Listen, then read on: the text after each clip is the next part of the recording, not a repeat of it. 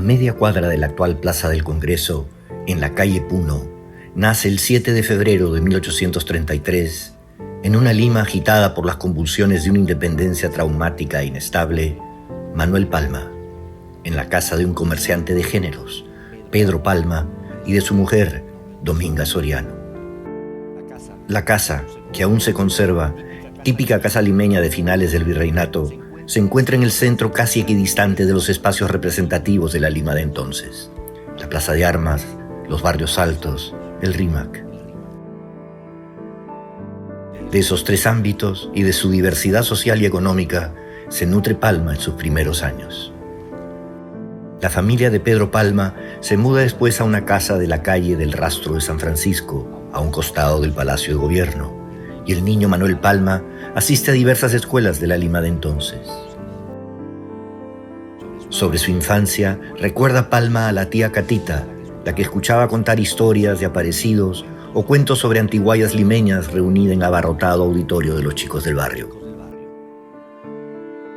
A los 15 años, Manuel Palma decide cambiar su nombre por el de Ricardo Palma, cuando, siguiendo las huellas de su amigo y compañero Arnaldo Márquez, escribe sus primeras obras dramáticas.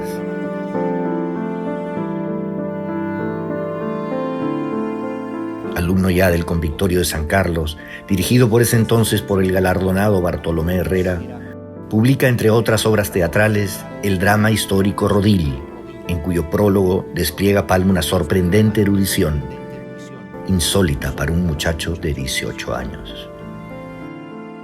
Muchos años después, Palma renegará de su obra teatral, destruyendo los originales, de los cuales solo sobrevive hasta nuestros días una copia de Rodil. Hice un acto de fe con mis tonterías escénicas y c'est fini. No volví a escribir dramas. Irá relatando cómo quemó los manuscritos de su obra dramática.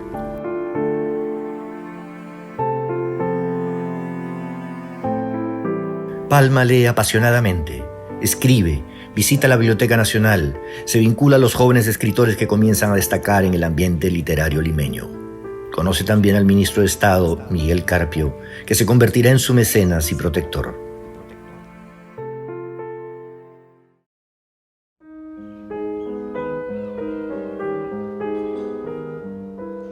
A los 20 años, después de seguramente muchos enamoramientos adolescentes, Palma se enamora de manera un tanto más aguda de una joven llamada Teresa, a la que visita con frecuencia. La madre de la joven, vigilante y preocupada por el futuro de su hija, lo encara y le exige matrimonio. Palma, que se siente muy joven para asumir responsabilidades mayores, acude desconcertado a donde su benefactor a pedir consejo. Al ministro del Carpio le parece un disparate que el joven se case a esa edad y lo enrola en la marina como contador y lo manda de viaje para librarlo del acoso. Palma se embarca en el puerto del Callao, en la goleta Libertad.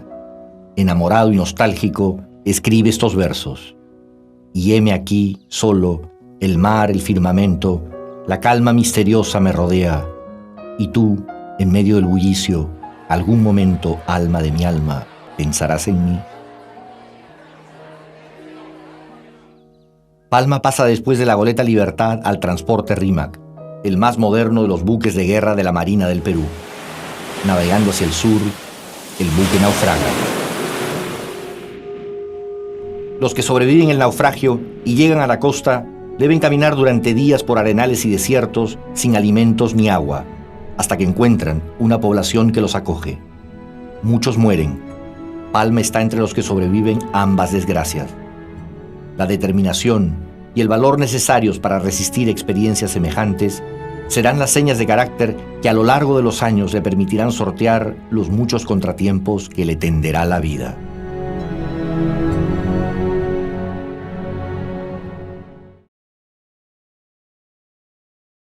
Recuperado del naufragio, Palma abandona la marina y se dedica de lleno al periodismo, colaborando en distintos periódicos de la época.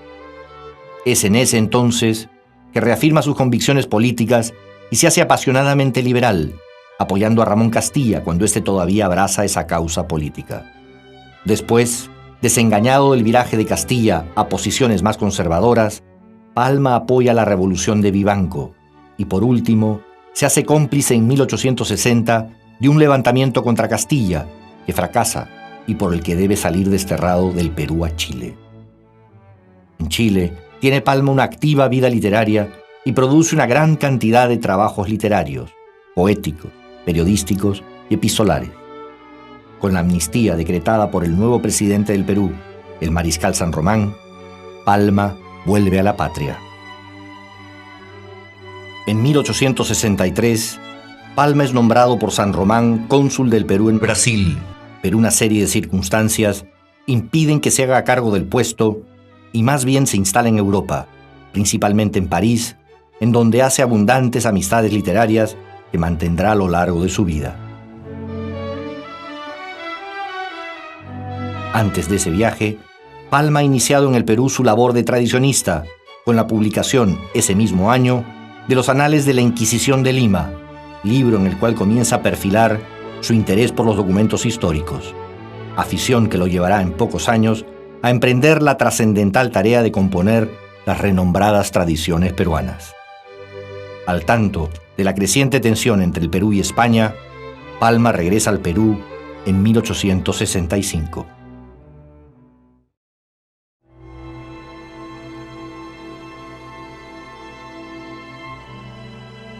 Apenas llega al Perú, se suceden los acontecimientos que conducirán al célebre combate del 2 de mayo.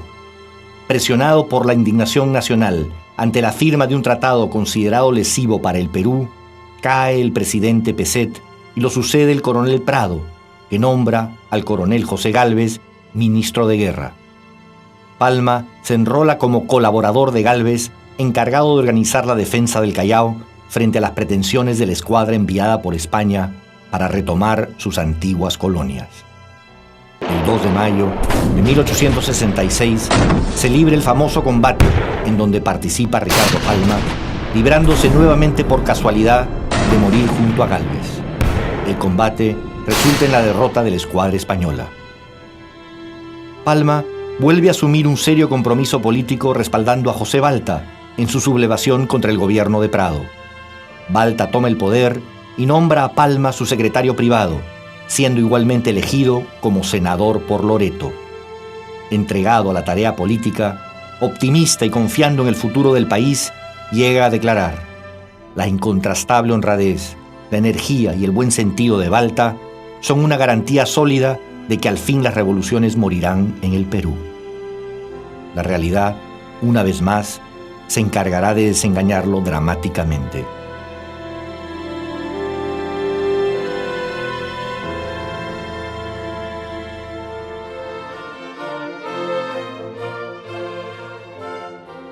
En 1872, publica Palma lo que sería la primera entrega de su obra máxima, Las tradiciones peruanas. Lo embarga la obvia satisfacción de ver editado el producto de largos años de investigación y esfuerzo. Las tradiciones peruanas vendrán a ser con el tiempo uno de los libros más representativos, no solo de la literatura, sino de la cultura peruana en su conjunto.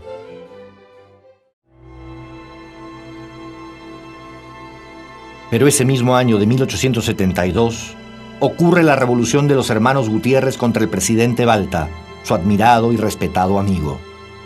En la sublevación, Balta es asesinado y los hermanos Gutiérrez linchados por una turba popular. Los sangrientos y violentos hechos en que muere su amigo José Balta producen en Palma una reacción determinante. Su fe y su interés por la política desaparecen casi por completo. Solo volverá a interesarse en ella en los aciagos años de la Guerra del Pacífico. Declara en una carta privada de 1876: abrumado por las decepciones, hace 4 años que vivo apartado de la política militante de mi patria y consagrado exclusivamente a estudios históricos. La publicación de varias series de sus tradiciones peruanas continúa en los años de 1874 y 1875, con enorme éxito de lectores. Llega, en un momento dado, a escribir y publicar una tradición cada 15 días. Sumergido en papeles y documentos históricos en la Biblioteca Nacional, Palma está empapándose de los materiales con los que reconstruirá literariamente la vida, el ambiente y los acontecimientos de la historia del Perú.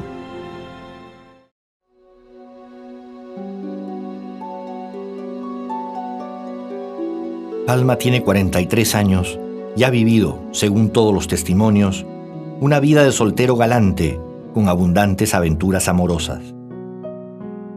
En 1876, conoce a una muchacha que lo llevará a admitir, en unos versos contenidos en el correspondiente parte matrimonial: yo, el eterno solterón, hice lo que hace cualquiera. Ante una Urí salamera, vamos, arrié pabellón. Esa joven es Cristina Román, a quien ha conocido en la casa de unos vecinos y con quien se casa el 25 de marzo de 1876.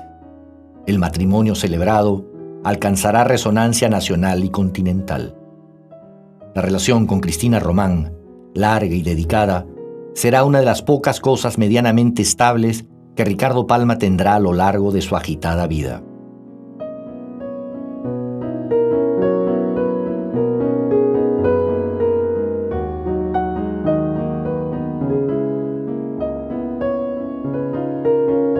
En 1878, Palma y su joven familia se instalan en Miraflores, intentando tal vez distanciarse en algo de las presiones de la vida pública e intelectual de Lima, buscando refugio en el apacible y hermoso balneario al sur de la capital.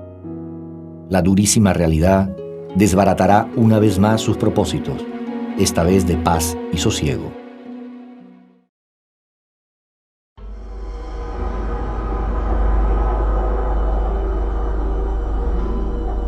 En agosto de 1879 se declara la guerra con Chile. En solo un año se produce la debacle nacional. Grau es derrotado en Angamos y hacia finales del 80 el ejército chileno avanza hacia Lima. En Miraflores se da la última batalla en la que participa Ricardo Palma en el batallón número 4. El ejército chileno triunfante incendia Miraflores. Ricardo Palma pierde su casa, su valiosísima biblioteca, su trabajo de años. La Biblioteca Nacional, de la que Ricardo Palma es subdirector, es saqueada. Al protestar por el hecho, Palma es apresado y solo la intervención de diplomáticos franceses impide que sea enviado a una prisión en Chile. Como en tantas otras oportunidades de su vida, en los momentos críticos del país, Palma actúa con decisión, coraje y compromiso por el Perú.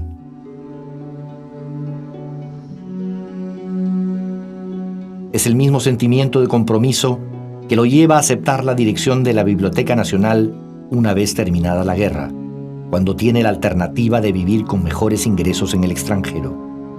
En cambio, según la célebre frase acuñada en las memorias de su hija Angélica Palma, acepta convertirse en el bibliotecario mendigo que enfrentará la muy difícil tarea de reconstruir una biblioteca devastada, labor que lo consagra como figura pública del Perú.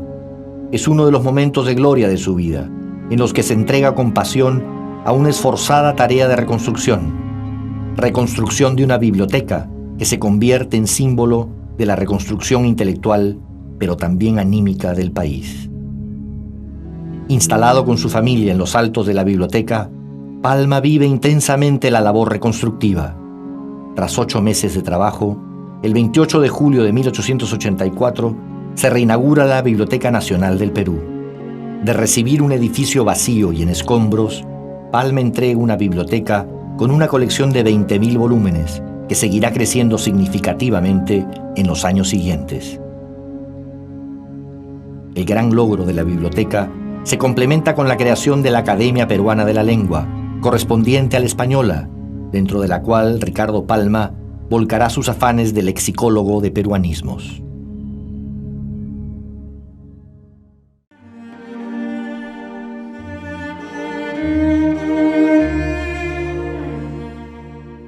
Pero el éxito del paciente y esforzado trabajo de reconstrucción de la biblioteca no impedirá una nueva desazón, esta vez en la persona de un joven escritor, agresivo y no exento de arrogancia, Manuel González Prada.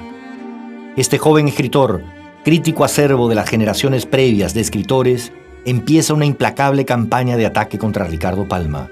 Lo acusa de pasadista, de reaccionario, de academicista y de pro-español. Palma intenta replicar, pero la vehemencia del joven es despiadada. Los viejos a la tumba Los jóvenes a la obra es el grito de guerra con el que busca sepultar intelectualmente al respetado pero ya mayor escritor de una obra que va entrando en áspera contradicción con el espíritu de una nueva época. Palma, a pesar de expresar reiteradamente su deseo de no escribir más, sigue produciendo tanto tradiciones como poemarios y estudios históricos. En 1891 es nombrado ministro residente en España y viaja a Madrid cumpliendo un antiguo anhelo, ilusionado, acompañado de su hija de 13 años, Angélica Palma. En España, propone en la Academia de la Lengua cerca de 300 americanismos para su incorporación al Diccionario de la Lengua Española, pero en su mayoría son rechazados. Palma, una vez más decepcionado, regresa al Perú.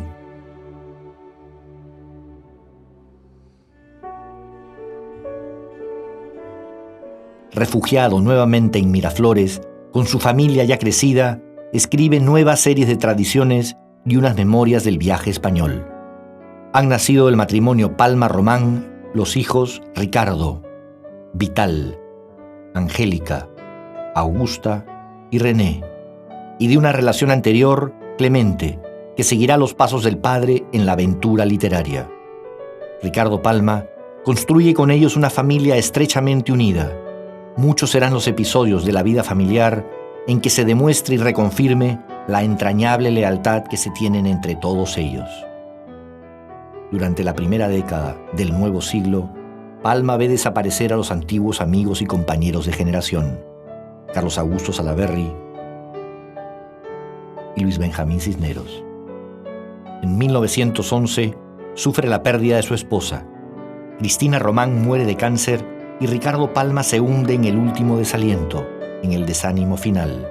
El tiempo, inexorable, lo va dejando solo. Faltará, sin embargo, un último trance, una última confrontación en una larga vida cargada de antagonismos y conflictos. El mismo año de 1912, Clemente Palma, hijo de Ricardo, ataca en la revista Variedades al presidente Leguía en una serie de artículos. En venganza, Clemente es destituido del cargo de conservador que ejercía en la Biblioteca Nacional. Su padre, como corresponde, propone al reemplazante, pero otro es nombrado en el cargo. Ricardo Palma renuncia a la dirección. La renuncia es aceptada y es nombrado como nuevo director, en un claro gesto de agravio, su adversario, Manuel González Prada, que publica un ácidamente crítico informe sobre la labor del exdirector, desconociendo ignoblemente la inmensa tarea realizada por Palma. Un grupo de amigos le ofrece un multitudinario homenaje en desagravio, al que asisten un sinnúmero de personalidades del momento. En el Teatro Municipal, José Gálvez Barrenechea, José de la Riva Agüero, Felipe Barreda, entre otros, leen encendidas defensas del ilustre tradicionista peruano. De todas partes del mundo llegan manifiestos de solidaridad. Quien os honra, honra a la patria, dice Ribagüero en su homenaje. Ricardo Palma responde: yo no me quejo de mi tierra, en mi tierra me quieren.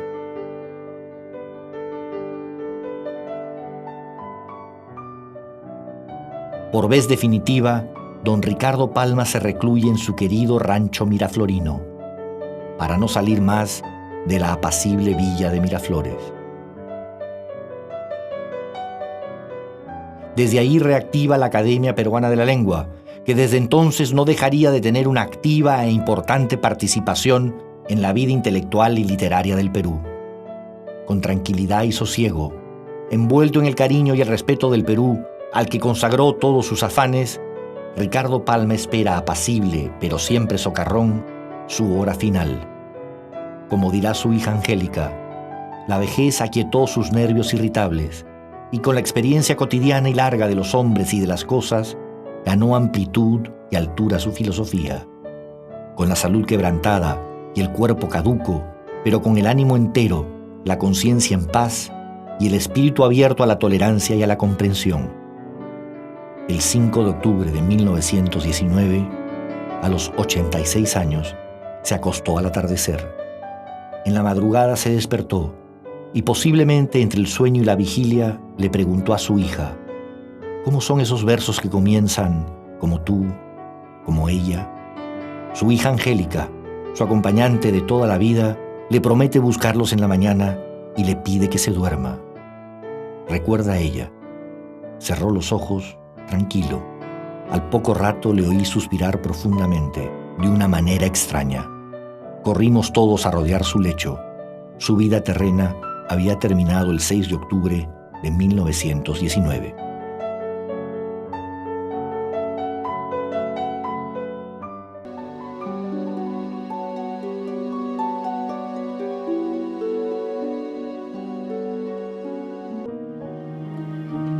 No es posible recorrer la literatura peruana sin encontrarse con la figura notable de Palma.